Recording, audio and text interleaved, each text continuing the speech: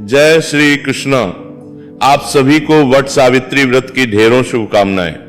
प्रिय भक्तों, आज के इस वीडियो में हम बात करेंगे वट सावित्री व्रत इस वर्ष 2026 में कब किया जाएगा, क्योंकि इस वर्ष अधिक मास है। इसीलिए वट सावित्री के विषय में बहुत सारे प्रश्न आपके आ रहे हैं कि ये व्रत कब करना चाहिए। पहला प्रश्न, क्योंकि ये ज्येष्ठ पूर्णिमा पर भी कुछ प्रांतों में होता है और कुछ प्रांतों में ज्येष्ठ अमावस्या पर होता है, तो इसका किस प्रकार से विधान है, कब हमें ये व्रत करना चाहिए, इस वर्ष बताएंगे आपको कि पहली बार जो व्रत करना चाहती है माताएं बहनें वो कर सकती है नहीं कर सकती है, क्या प्रभाव इस पर अधिक मास का रहने वाला है, वट सावित्री व्रत की विधि क्या होती है, कैसे हमें ये व्रत करना चाहिए, इस व्रत के नियम क्या होते हैं, क्या खाते हुए या जल पीते हुए या बिना जल पिए हुए किस प्रकार से हमें ये व्रत करना चाहिए, कब ये व्रत पूर्ण होता है, पारण कब करना होता है, इस प्रकार से संपूर्ण जानकारी वट सावित्री व्रत के विषय में इस वीडियो में आपको प्रदान की जाएगी। आपसे निवेदन की वीडियो यदि थोड़ा सा भी उपयोगी लगे तो एक बार लाइक अवश्य कर दीजिएगा और जितना हो सके शेयर कीजिएगा। कमेंट बॉक्स में अवश्य लिखिएगा ओम सावित्री सहिताय नमः। मां सावित्री के आशीर्वाद से आपका सुहाग दीर्घायु होगा, आपका दाम्पत्य जीवन उत्तम होगा। आप देख रहे हैं प्राचीन मार्ग टीवी ज्योतिष संस्थान का प्रतिष्ठित यूट्यूब चैनल प्राचीन मार्ग टीवी धार्मिक। यहाँ हम सभी जानकारियां ज्योतिष शास्त्र और पंचांग के आधार पर आपको प्रदान करते हैं। आइए जानते हैं क्या महिमा है वट सावित्री व्रत की 2 लाइनों में जो स्कंद पुराण में वर्णित है, वहां से मैं शुरू करूंगा और फिर संपूर्ण जानकारी को आगे बढ़ाऊंगा। प्रिय भक्तों, वट सावित्री व्रत ये पति के निमित्त, पति की लंबी आयु के लिए किया जाने वाला और दाम्पत्य जीवन के लिए, अच्छे दाम्पत्य जीवन के लिए किया जाने वाला पढ़ाई कल्याणकारी व्रत है। जिस तरह से कुछ प्रांतों में करवा चौथ का व्रत महत्वपूर्ण है, वैसे ही यह वट सावित्री व्रत भी अत्यंत महत्वपूर्ण होता है। इसके विषय शास्त्रों में लिखा है, पुराण में वर्णन आता है, स्कंद पुराण में लिखते हैं वेद व्यास जी महाराज के सावित्री व्रत नाम सर्व पाप सौभाग्यवर्धनम नित्यम पुत्र पौत्र प्रदायकम। ये जो वट सावित्री व्रत है ये सभी पापों का नाश करता है और आपकी नित्य सौभाग्य को बढ़ाता है, आपकी संतानों को सुरक्षित रखता है, उनको सौभाग्य को जागृत करता है, आपके जीवन में खुशियां लेकर है, आपके दाम्पत्य जीवन को मजबूत बनाता है। यही तो महिमा है। जब माता सावित्री ने सत्यवान के लिए व्रत किया था, इसी के पुण्य प्रभाव से इसी दिन तो मां सावित्री यमराज से भिड़ गई थी और अपने पति के प्राण वापस लेके आई थी। ये ज्वलंत उदाहरण है इसका। इसीलिए इस व्रत को सभी माताओं बहनों को अवश्य करना चाहिए। आशा करता हूं इसके महत्व को आप समझ गए होंगे। कम शब्दों में समझ लिया जाए, बहुत उत्तम है। ये उत्तम पुण्य देने वाला आज के समय में दाम्पत्य जीवन में बड़ी खटपट चलती रहती है, तो वो खटपट दूर होती है। अगर आप मां सावित्री की पूजा करते हैं, तो वट वृक्ष की पूजा करते हैं, तो आज के इस व्रत को, मां वट सावित्री के व्रत को आप अवश्य करें। अब प्रश्न उठेगा, जी कौन कौन कर सकता है? इसको सभी सुहागिन महिलाएं कर सकती हैं और सबको करना चाहिए। जिनकी अभी सगाई हो चुकी है, ये नवविवाहिता है, उन सबको भी यह व्रत अवश्य रूप से करना चाहिए। अगला प्रश्न होता है कि यह व्रत किया कब जाता है? प्रिय भक्तों, यह व्रत किया जाता है ज्येष्ठ मास की अमावस्या पर। उत्तर भारत ये व्रत ज्येष्ठ अमावस्या पर किया जाता है। वहीं दक्षिण भारत की बात करें, हम कहें कि गुजरात, महाराष्ट्र आदि प्रदेशों की बात करें, तो ये ज्येष्ठ मास की पूर्णिमा पर किया जाता है। इस वर्ष ये कब किया जाएगा, क्योंकि अधिक मास है, तो इसीलिए ज्येष्ठ में इस बार 2 अमावस्या और 2 पूर्णिमा आने वाली है। तो अधिक पूर्णिमा अधिक अमावस्या पर करना है या शुद्ध ज्येष्ठ की अमावस्या पूर्णिमा पर करना है, इसके विषय में जानकारी मैं आगे प्रदान करूंगा। पहले बता दूं कि ये व्रत किया कैसे जाता है। प्रिय भक्तों, यह है, इसको करने की विधि है। निर्जल प्रातःकाल उठ के स्नान आदि करें। गंगा जल युक्त जल से आप स्नान करें, बहुत उत्तम है। मां गंगे का स्मरण करते हुए आप स्नान कीजिए। स्नान आदि करके स्वच्छ वस्त्र धारण कीजिए। वस्त्र के विषय में विशेष सवाल आता है कि क्या नए वस्त्र पहनना ही आवश्यक है क्या? देखिए, ये आपकी क्षमता पर है।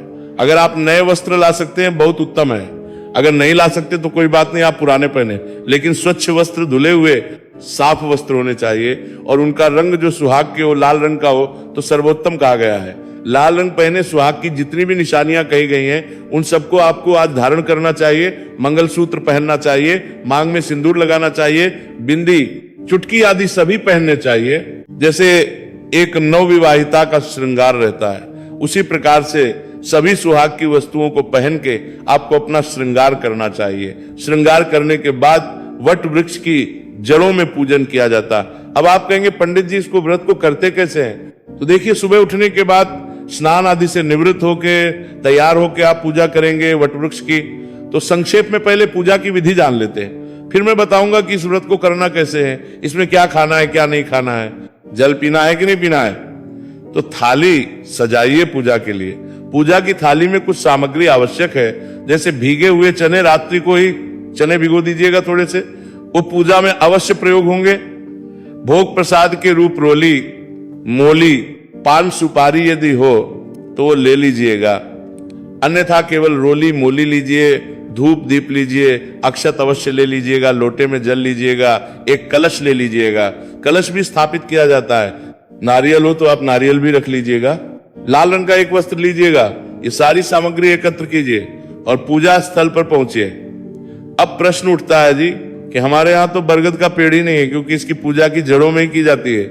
जिनके यहाँ बरगद का पेड़ ना हो तो इसका एक ऑप्शन ये हो सकता है कि आप बरगद की कोई टहनी तोड़ के ले आए, कोई डंडी तोड़ के ले आए जिसमें पत्ते भी हो, उसको अपने घर में किसी गमले में लगा दे और उसको बरगद समझ के उसकी पूजा करें। तो आप बरगद का जो भी आपके पास पेड़ है तो पेड़ पे जाके स्थान पर बैठे, और अगर घर में लगाया है अपने गमले में तो वहां पे साफ सफाई कीजिए, अच्छे से बरगद की जड़ों में को स्थापित कर दीजिए।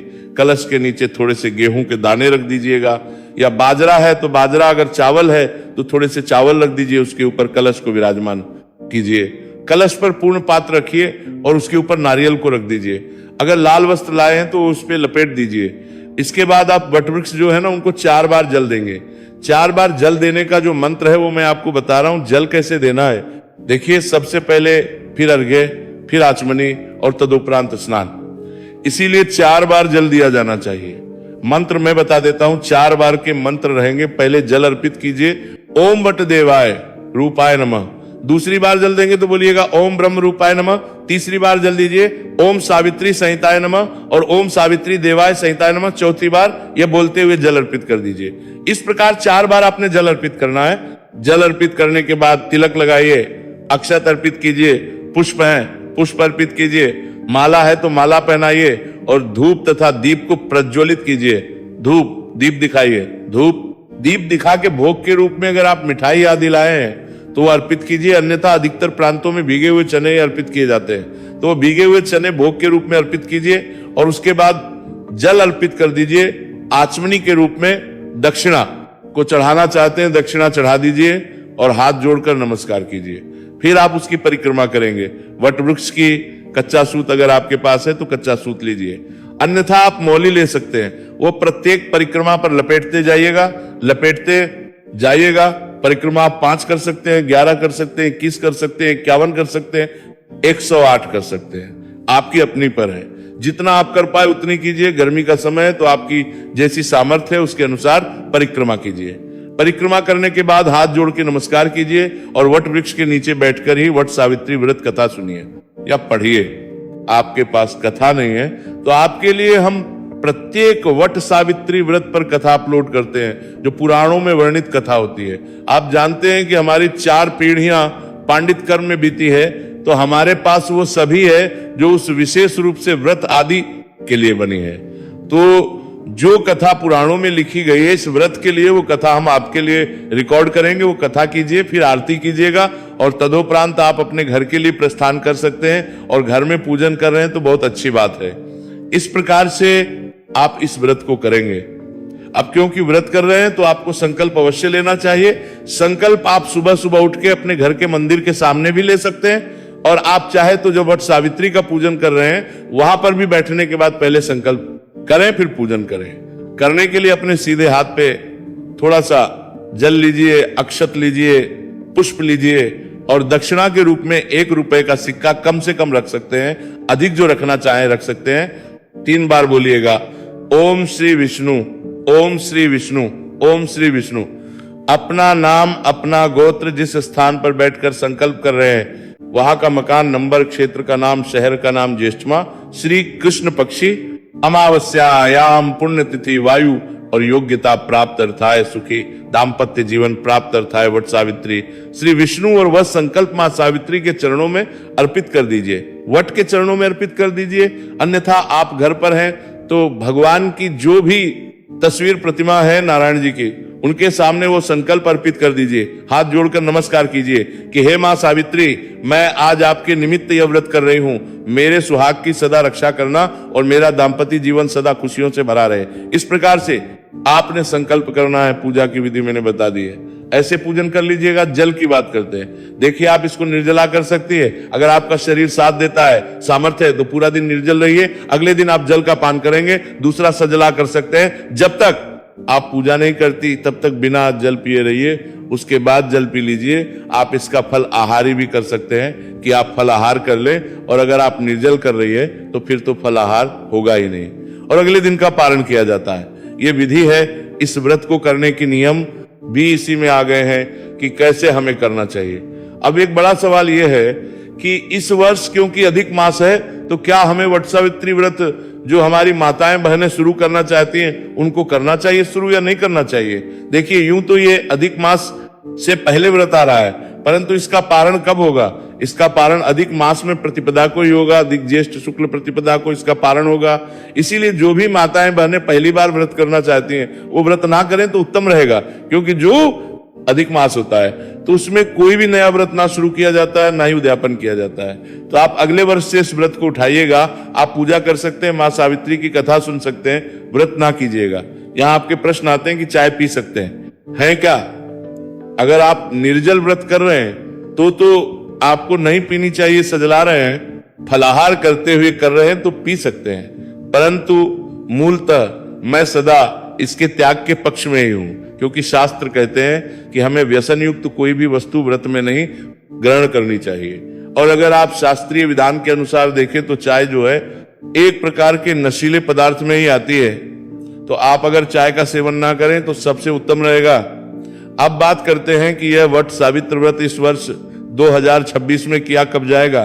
तो प्रिय भक्तों, जैसा कि मैंने बताया, वट सावित्री व्रत ज्येष्ठ मास शुद्ध ज्येष्ठ अमावस्या को किया जाता है।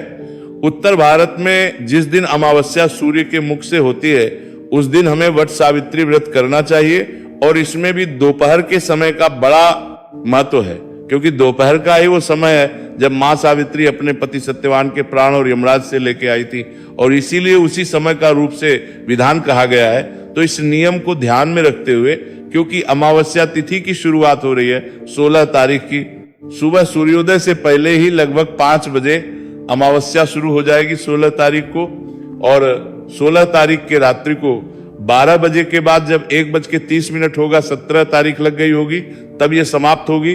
तो 16 तारीख को पूरा दिन अमावस्या है, सूर्य के मुख से भी अमावस्या है, तो 16 मई को है वट सावित्री व्रत किया जाएगा। जो ज्येष्ठ अमावस्या पर व्रत करते हैं उनके लिए, और गुजरात महाराष्ट्र आदि जो प्रदेश है वहां पर, क्योंकि ये व्रत जो है वो ज्येष्ठ पूर्णिमा को किया जाता है, तो इसके लिए इस वर्ष उनको प्रतीक्षा करनी पड़ेगी, क्योंकि बीच में पूरा 1 महीने का अधिक मास आएगा, उसमें वट सावित्री व्रत नहीं होगा। शुद्ध ज्येष्ठ पूर्णिमा जब आएगी जून 29 को, तब आप इस व्रत को करेंगे।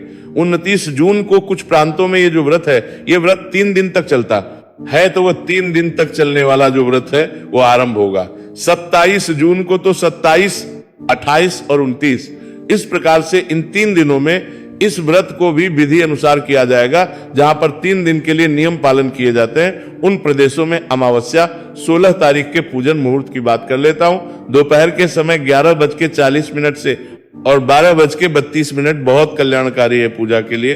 इसमें पूजन करें, बहुत उत्तम रहेगा। कथा सुनना ना भूलिएगा। चैनल पर नए हैं तो सब्सक्राइब कीजिएगा। मां सावित्री सब पर कृपा करें। हरे कृष्णा।